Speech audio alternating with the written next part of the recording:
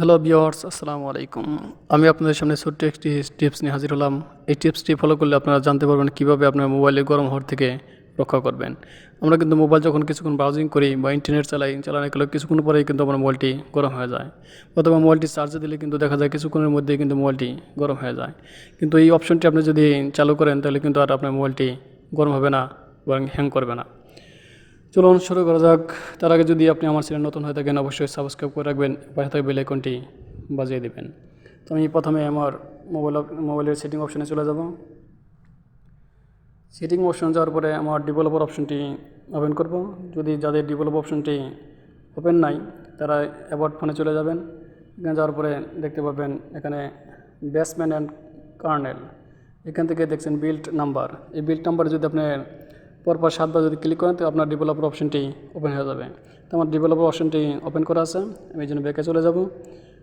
ব্যাকে যাওয়ার পরে আমার অপশনটি সিস্টেম এখানে আছে।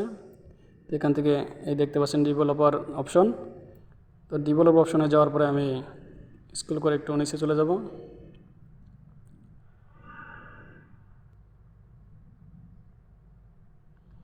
নিচে আসার পরে দেখেন এখানে ব্যাকগ্রাউন্ড প্রসেস লিমিট দেখতে পাচ্ছেন, এখানে ব্যাকগ্রাউন্ড প্রসেস লিমিট এই অপশনটিকে ক্লিক করব। এখানে স্ট্যান্ডার্ড লিমিট দেওয়া আছে, এখানে দেখেন তার নিচে আরও 5টা অপশন দেওয়া আছে। তো আমি এখান থেকে নো ব্যাকগ্রাউন্ড প্রসেস এই অপশনটি অন করে দেব। অন করে দেওয়ার কারণে আমার এখন থেকে আর আমার মোবাইলটি আর গরম হবে না।